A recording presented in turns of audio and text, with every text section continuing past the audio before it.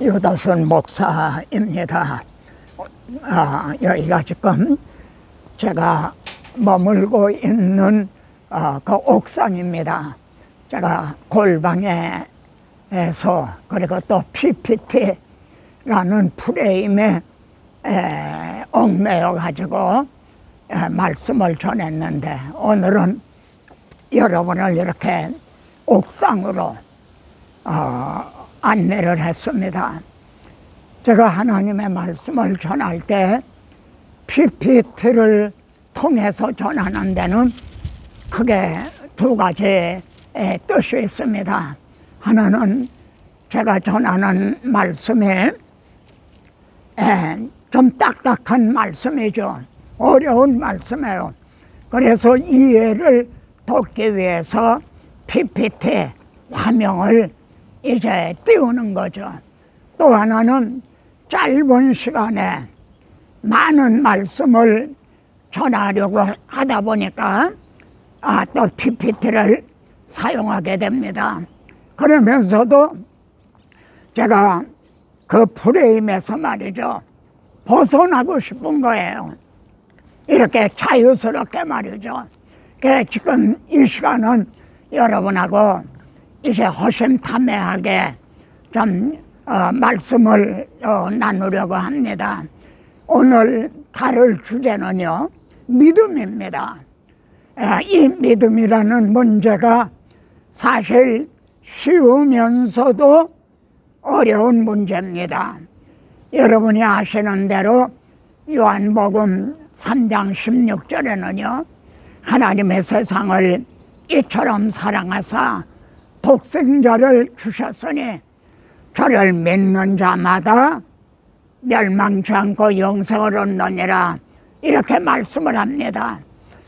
여러분이 요한복음을 보시면요, 믿는 자에게는 영생이 있고 믿는 자는 영생을 얻었고 또 믿는 자는 영생을 가졌나니, 이런 말씀을 여러분이 보시게 됩니다.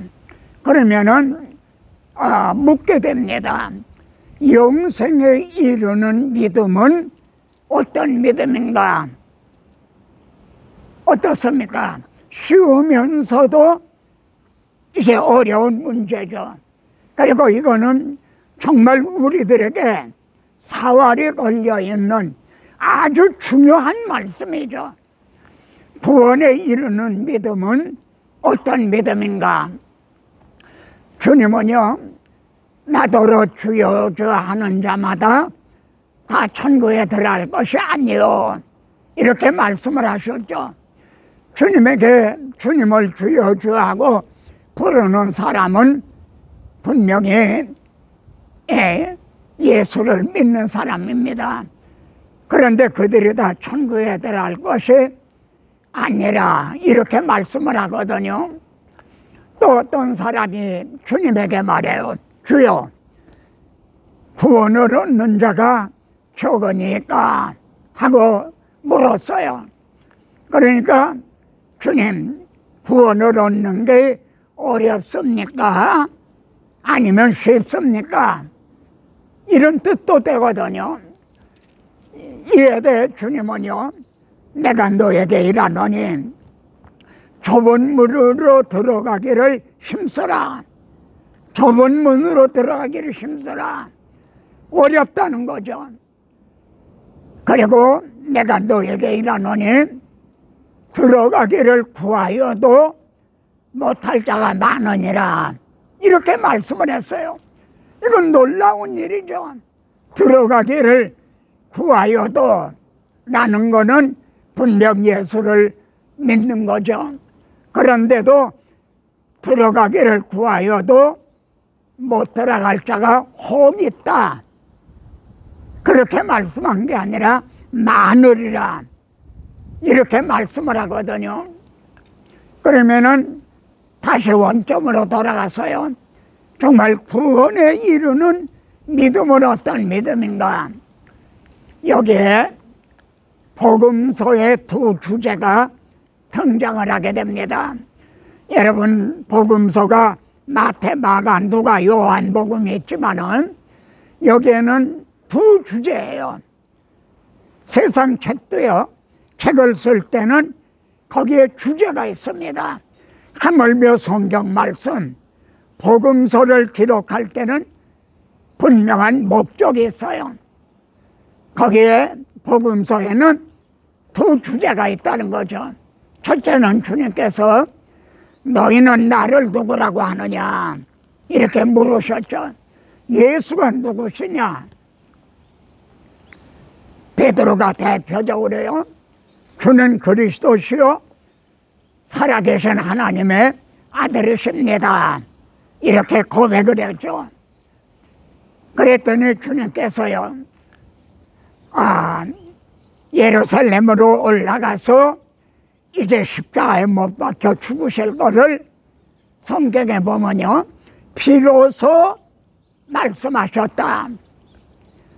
예수님이 누구신가를 알았기 때문에 주는 그리스도시요 살아계신 하나님의 아들이시다.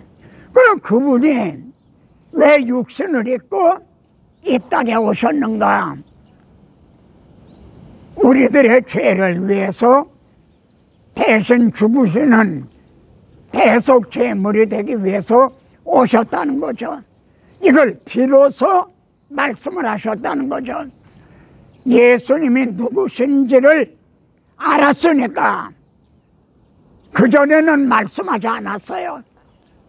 이제는 비로소 말씀했다. 그런데도 베드로는 어떻게 했습니까? 주님이 죽으시면 안 됩니다. 자신들은 주님이 왕이 되시면 오른편에 왼편에 앉을 줄로 알고 있는데 주님이 죽으시면 안 됩니다. 그러다가 사탄아 내대로 물러가라. 너는 나를 넘어지게 하는 자로다. 이런 혹독한 책망을 받았죠. 자, 그러면은 믿는 자에게는 영생이 있고 믿는 자는 영생을 얻었고 믿는 자는 영생을 가졌나니, 그러면은 영생에 이르는 믿음은 어떤 믿음인가? 두 가지를 믿으면은 영생이 있어요. 첫째는 예수님이 누구신가 하는 겁니다. 주는 그리스도시요 살아계신 하나님의 아들이십니다.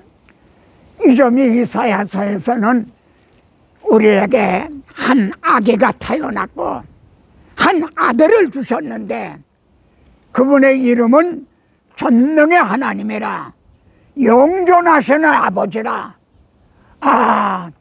우리들에게 한 아기가 태어나고 한 아들을 주셨는데 그분이 임마누엘이라는 거죠. 하나님이 우리를 찾아오셨다는 거죠.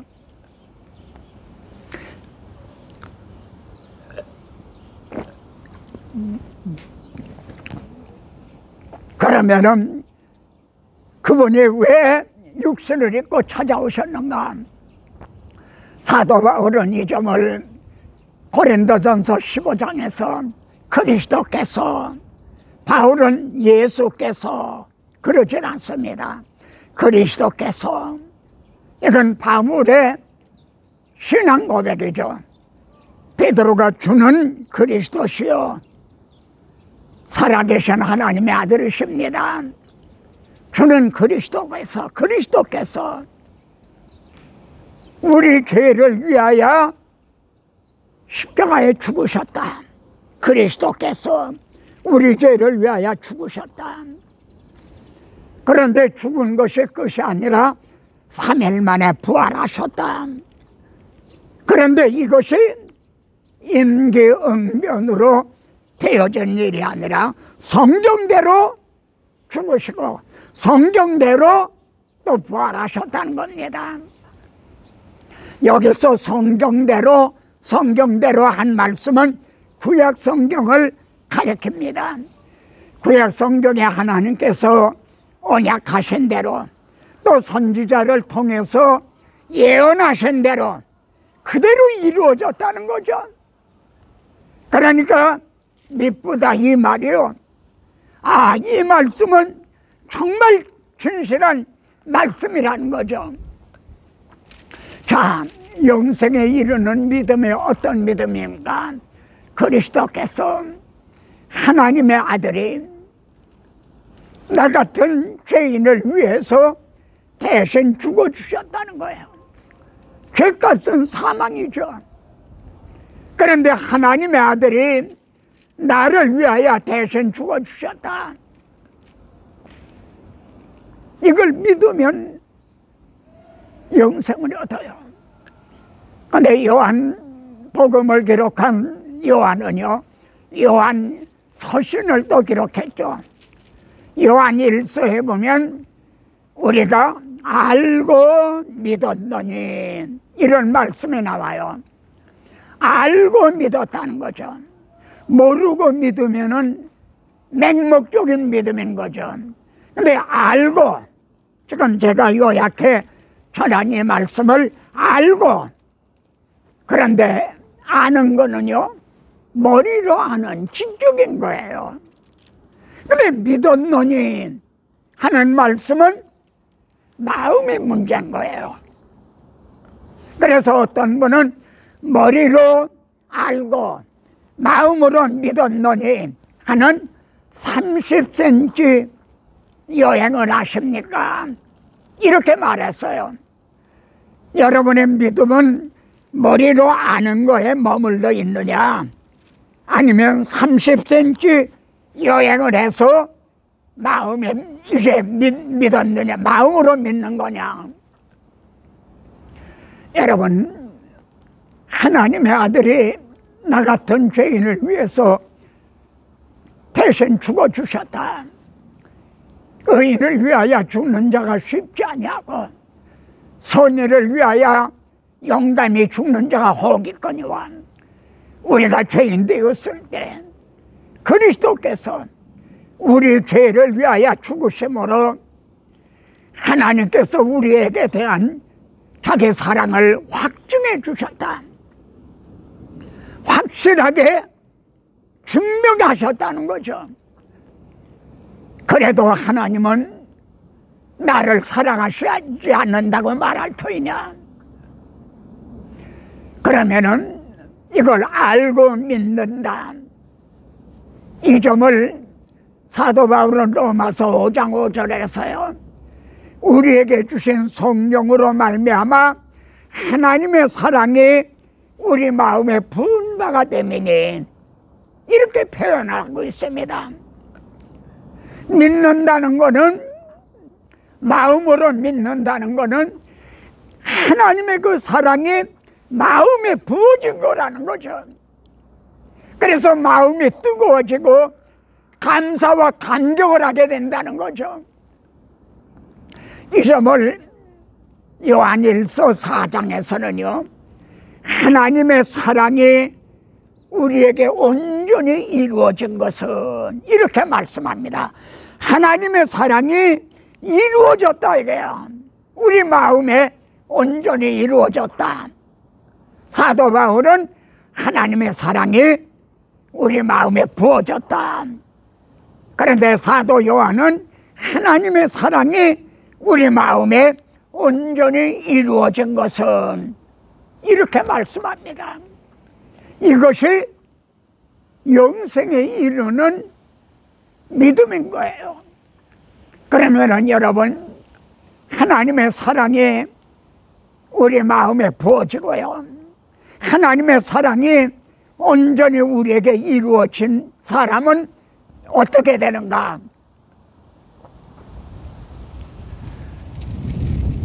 사랑 안에 두려움이 없고 온전한 사랑이 두려움을 내어 쫓나니라 이렇게 말씀합니다.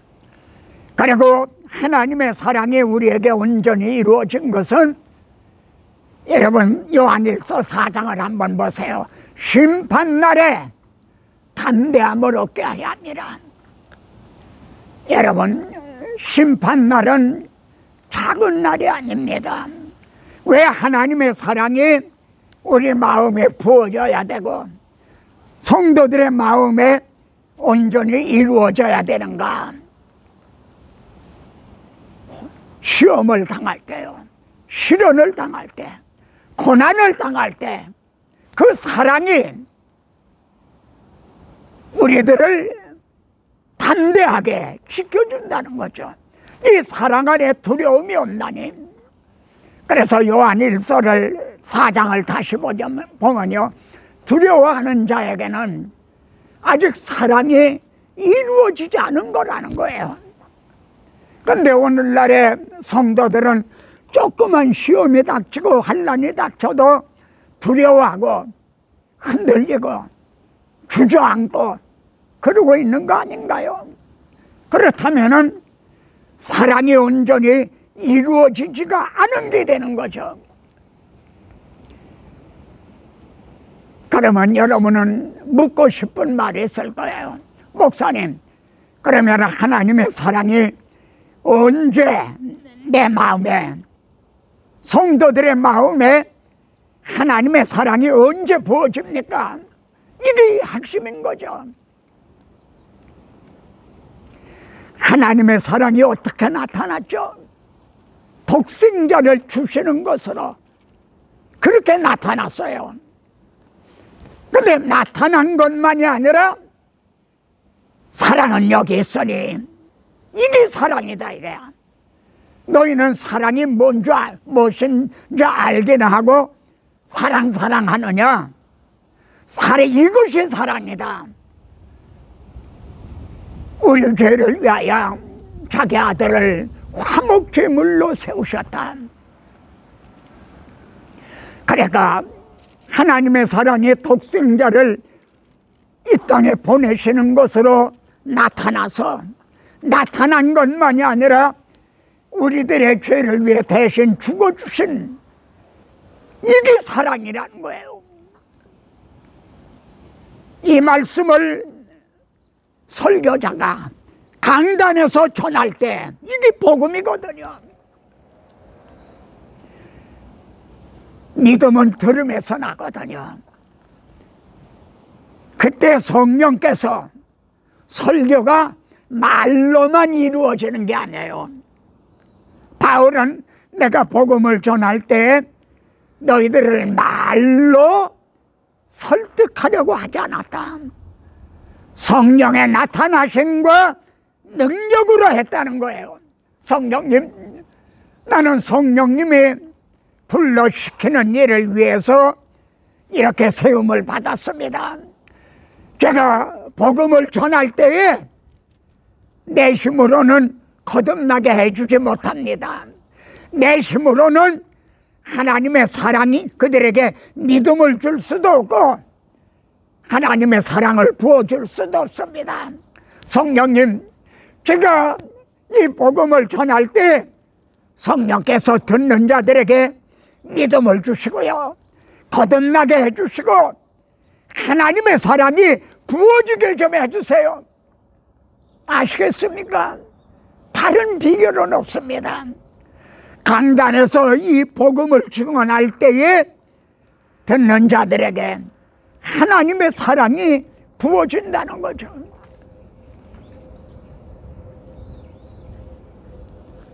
그러면은 여러분, 하나님의 사랑이 마음에 부은 바가 된 자는 어떻게 되나요? 고린도후서 5장에 보면은 그리스도의 사랑이 우리를 강권하시는도다. 이 강권이라는 원어는 잡아 끈다는 거예요. 바울이 1차, 2차, 3차 선교 여행을 할 수 있었던 것도 바울의 마음에 부어진 그 그리스도의 사랑이 바울을 잡아 끌었다는 거예요. 마지막으로 바울이 예루살렘으로 올라가죠. 환난과 핍박이 기다린다고 하느라 내가 그리스도에게 받은 이 사명, 이 복음을 증언하는 일을 마치려 하면은 나의 생명을 조금 더 귀한 것으로 여기지 아니하노라. 그리고 주님께서 예루살렘으로 올라가기로 굳게 결심하시고 올라가신 것 같이 바울도 그리스도의 사랑에 이끌려서 예루살렘으로 올라가죠. 마음에 그리스도의 사랑이 부어진 사람은 그리스도의 사랑에 의해서 이끌림을 받는다는 거죠. 바울은 생각한데 그럽니다. 한번 생각해봐라. 예수가 누구시냐? 주는 그리스도시요 살아계신 하나님의 아들이시다. 그분이 너를 위해서 무엇을 행해 주셨느냐? 의인을 위하여 죽는 자가 쉽지 아니하고 나를 위해서 눈을 기증해주고 심장을 떼줄 자가 있나요? 내 하나님의 아들이 우리를 위해 대신 죽어주셨다는 거죠. 한번 생각을 해봐라. 그런데 주님은요, 죽으신 후에 부활하셔서 잠자는 자들의 초절매가 되셨다. 주님이 죽으신 것이 끝이 아니라 부활을 하셨어요. 그래서 잠자는 자들, 구약에도 메시아 언약을 믿고 죽은 사람, 신약에서도 예수 믿다 죽은 사람, 이 잠자는 자들의 초절매가 되셨다는 거예요. 초절매라는 말은 뭡니까? 두 번째 열매, 세 번째 열매, 네 번째 열매 각각 차례대로 되리니 부활장에서는 그렇게 말씀합니다. 이 소망을 가진 자마다 우리가 어떠한 삶을 살아야 마땅한가? 바울은 너희는 너희 것이 아니라 값으로 산 것이 되었다.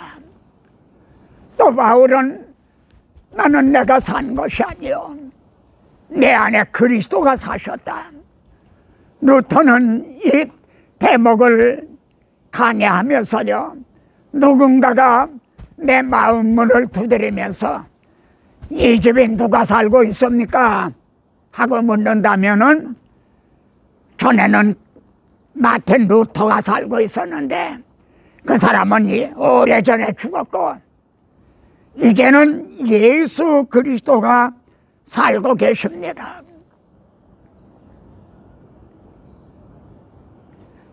바울은 내 속에서 능력으로 역사하시는 예 역사하심을 따라 자기가 이렇게 복음을 전하는 건 자기 힘으로 한 것이 아니고 자기 혼자 한 게 아니다.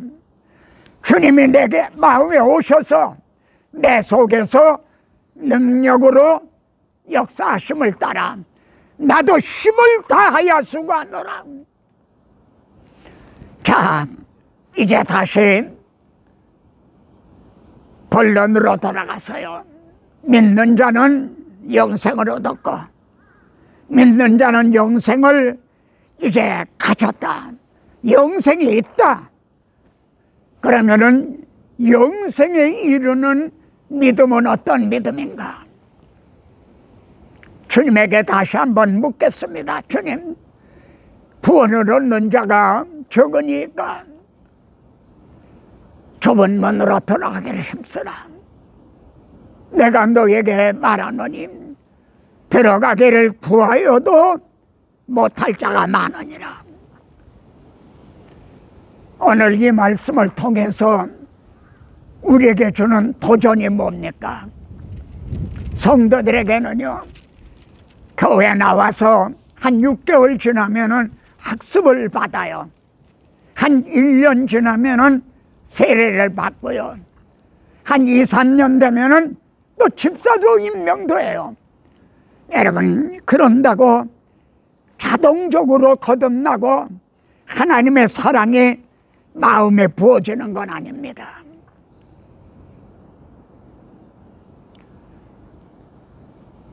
목회자, 설교자에게 주는 도전은 뭡니까? 사도 바울은 이렇게 말합니다. 내가 너희들에게 나아가 복음을 전할 때 예수 그리스도와 그의 십자가에 못 박히신 것 외에는 내가 다른 것은 알지 아니하기로 작정을 했다. 왜 그렇게 작정을 했습니까?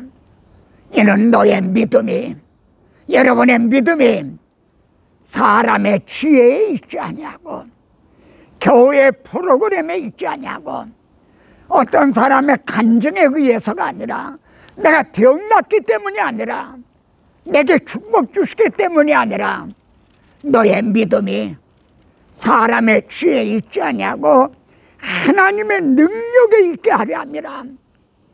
성령으로 거듭난 믿음이 되게 하기 위해서 내가 예수 그리스도와 십자가에 못 박히신 것 외에는 나는 십자가만 자랑하겠다. 이 말씀을 시청하는 동역자 여러분, 형제 결단은 무엇입니까?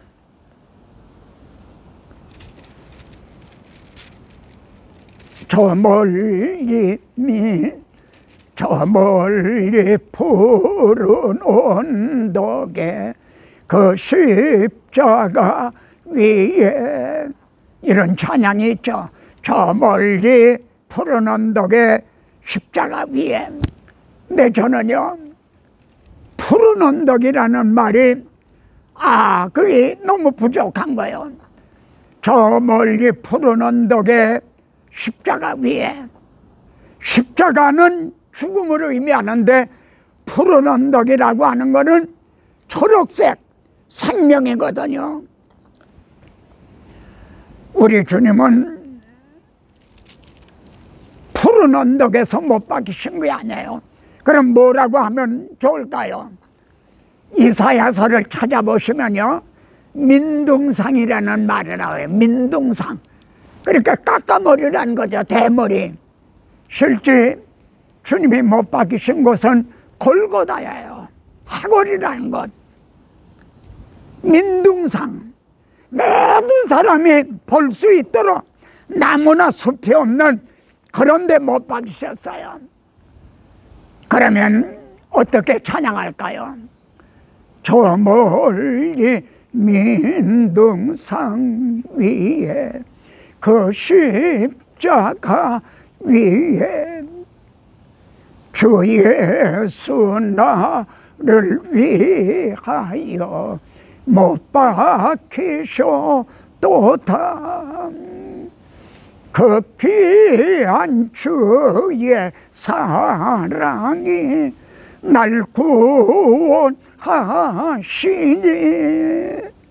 그리고 본래 가사는요, 그 사랑 나도 본받아 주 위에 살리라. 그 사랑 나도 본받아. 이게 또 불만인 거죠. 만족스럽지가 못하는 거죠. 앞에서는 주님이 그 민둥상에서 나를 위해 대신 죽어주셨다. 근데 뒤에서는 그 사랑 본받아. 그러면은 너무 이게 약화가 되잖아요. 그렇지 않아요. 본받아. 주님이 나를 위해 죽어주셨다. 이렇게 올라갔던 게 본받아. 약해지잖아요.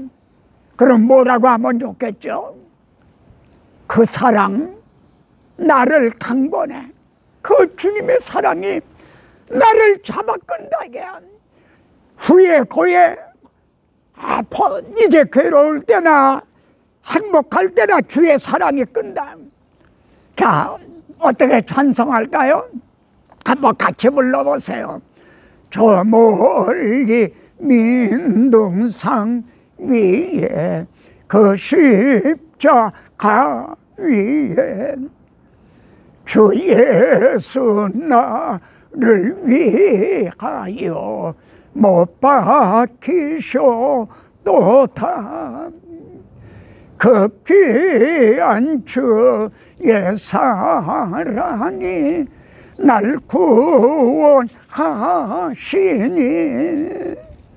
그 사랑 나를 강권해 주위에 살리라.